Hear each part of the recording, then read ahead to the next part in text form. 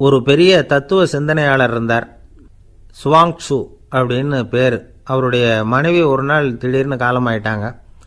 ஐயோ பாவம், அவர் ரொம்ப வருத்தப்படுவார், போய் ஆறுதலாக 4 வார்த்தை பேசிவிட்டு வரலாம் அப்படின்னு நினச்சிக்கிட்டு நிறைய பேர் அவரை தேடிட்டு வந்தாங்களாம். வந்தவங்களுக்கு ஆச்சரியம்.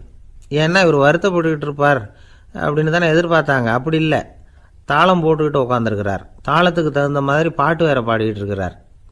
என்ன மனுஷன் அவர், கொஞ்சம் கூட கவலை இல்லாமல் இப்படி இருக்கிறாரு அப்படின்னு நினச்சாங்க. ஒருத்தர் துணிஞ்சு அவர்கிட்ட கேட்டுவிட்டார், என்னங்க இது இப்படி அப்படின்னு. அதுக்கு அவர் என்ன சொன்னார் தெரியுமா? இதை பாருங்கள், என்னுடைய மனைவி பிறக்கிறதுக்கு முன்னாடி அவளுக்கு உயிரும் கிடையாது, உடலும் கிடையாது.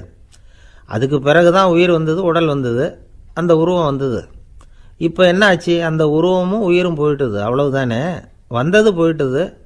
இளவேனில் காலம், இலையுதிர் காலம், பனிக்காலம், இப்படி பருவங்கள் மாறி மாறி வருது இல்லையா? அது மாதிரி பிறப்பும் இறப்பும் மாறி மாறி வருது. இது இயற்கை. இதுக்காக அழுதா அது எப்படி அப்படின்னாராம்.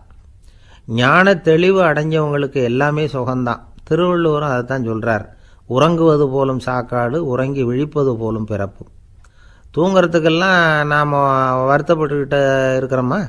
இன்றைக்கி தூங்க வேண்டியிருக்குதே, இன்னும் கொஞ்சம் நேரத்தில் நான் தூங்க வேண்டியிருக்கு அப்படின்னு சொல்லி யாராவது அழுதுகிட்டு இருப்பாங்களா?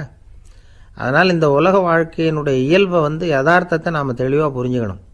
அப்படி புரிஞ்சுக்கிட்டால் நாம் கவலை இல்லாமல் வாழ முடியும். ஒரு வயசான தாத்தா பாட்டி 60 வருஷத்துக்கு முன்னாடி அவங்களுக்கு கல்யாணம் ஆச்சு. ஒன்றாவே வாழ்ந்தாங்க, ஒன்றாவே இறந்து போனாங்க.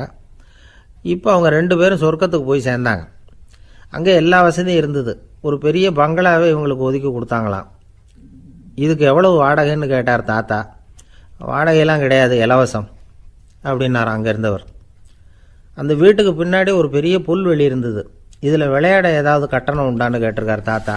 அதெல்லாம் ஒன்றும் கிடையாது, பணம்லாம் கட்ட வேண்டியதில்லை அப்படின்னார் அவர். பக்கத்தில் ஹோட்டல் மாதிரி ஒரு பெரிய கட்டடம், உள்ள சாப்பாட்டு மேஜைகள், அது மேலே விதவிதமான பலகாரங்கள். சாப்பாட்டுக்கெல்லாம் எவ்வளவு அப்படின்னு விசாரிச்சாராம் தாத்தா.